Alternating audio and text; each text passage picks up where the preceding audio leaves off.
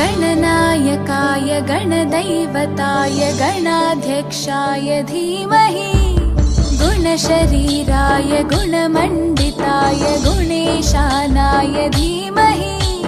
गुणातीताय गुणाधीशाय गुणप्रविष्टाय धीमहि एकदन्ताय वक्रतुण्डाय गौरीतनयाय धीमहि गजेशानाय भार